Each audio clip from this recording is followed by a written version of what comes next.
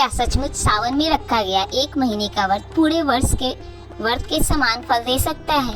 क्या कुछ देर का मौन हमारी वाणी और मन दोनों को बदल सकता है?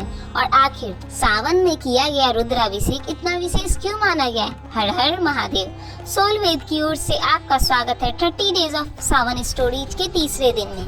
कल हमने जाना कि सावन भगवान शिव का सबसे प्रिय महीना क्यों माना जाता है। आज भगवान शिव स्वयं अपने प्रिय शिष्य सनत कुमार को बताते हैं कि सावन में नटव्रत, मौन और रुद्राभिषेक का इतना महत्व क्यों बताया गया है। ये कथा स्कंद पुराण के सावन मास महात्म्य में वर्णित है। भगवान शिव और सनत कुमार के संवाद के लोक प्रचलित स्वरूप पर आधारित है। इसमें बताए गए व्रतों के फल शास्त्रों में वर्णित पारंपरिक मान्यताएं हैं। इन्हें श्रद्धा और भक्ति के भाव से समझना चाहिए, न कि भौतिक या गणितीय दावों के रूप में।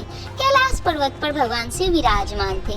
सनत कुमार हाथ जोड़कर उनके चरणों में बैठे थे। उनके मन में एक और जिज्ञासा उठी। उन्होंने विनम्रता से पूछा, प्रभु, सावन में ऐसा कौन सा व्रत है जो साधक को विशेष आध्यात्मिक फल प्रदान करता है? भगवान शिव मुस्कुराए। उन्होंने कहा, वत्स, सावन में किया गया नटव्रत अत्यंत पुण्यदायी माना गया।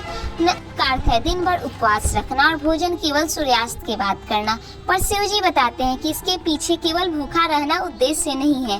उन्होंने कहा, संध्या वो समय है जब प्रकृति स्वयं शांत होने लगती है। ये समय भोजन का नहीं बल्कि ध्यान और आत्मचिंतन का है।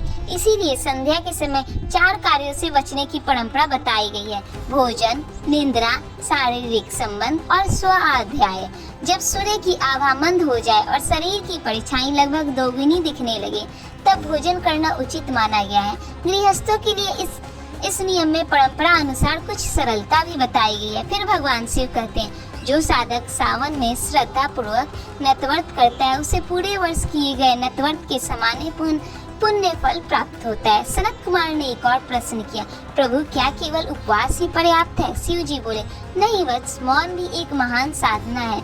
उन्होंने बताया कि जो व्यक्ति दिन भर या कम से कम भोजन के समय मौन रखता है, उसका मन अधिक स्थिर होता है। शास्त्रों में कहा गया है कि ऐसा अभ्यास वाणी में संयम, स्पष्टता और प्रभाव उत्पन्न करता है। इसके बाद भगवान शिव रुद्राभिषेक का महत्व बताते हैं। वे कहते हैं, जो श्रद्धा से शिवलिंग पर जल, दूध अथवा पंचामृत अर्पित करते हैं, रुद्र स्तोत्र या शिव मंत्रों का जप करता है, उसके लिए शास्त्रों में विशेष आध्यात्मिक फल का वर्णन मिलता है।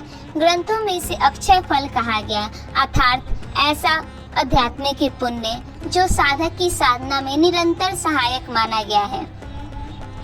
रुद्राभिषेक के समय प्रचलित सबसे पवित्र मंत्रों में से एक है महामृत्युंजय मंत्र।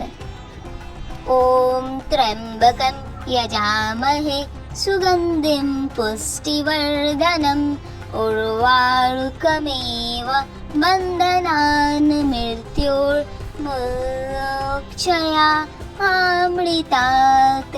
हम त्रिनेत्रधारी भगवान शिव की उपासना करते हैं, जो समस्त जीवन का पोषण करते हैं। जैसे पका हुआ फल सहज ही अपनी बेल से अलग हो जाता है, वैसे ही हमें मृत्यु के भय और सभी बंधनों से मुक्त कीजिए, परंतु अमृत स्वरूप ज्ञान से कभी वंचित मत कीजिए। नटव्रत का सार केवल भोजन छोड़ना नहीं, बल्कि अपनी इच्छाओं पर नियंत्रण रखना है। मौन व्रत का अर्थ केवल चुप रहना नहीं, बल्कि अपने भीतर की आवाज को सुनना है। और रुद्राभिषेक केवल जल चढ़ाना नहीं, बल्कि अपने अहंकार को भगवान शिव के चरणों में समर्पित करना है। आज हम लगातार बोलते हैं, सोचते हैं, स्क्रॉल करते हैं और बिना रुके प्रतिक्रिया देते रहते हैं। शायद इसी कारण हमारा मन कभी शांत नहीं हो पाता। नटव्रत और मौन व्रत हमें एक ही बात सिखाते हैं, रुकना, कुछ देर स्वयं के साथ बैठना, अपनी इच्छाओं को देखना और अपने भीतर के शोर को शांत करना। यही साधना आज भी उतनी ही प्रासंगिक है जितनी हजारों वर्ष पहले थी।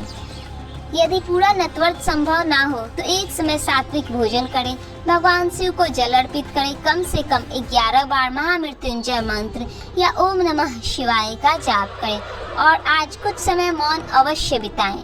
शिव कहीं दूर किसी पर्वत पर नहीं, वे उस एक क्षण में है जब हम बोलने से पहले ठहरते हैं, जब हम सुनना सीखते हैं और जब हमारा मन पहली बार सचमुच शांत होता है।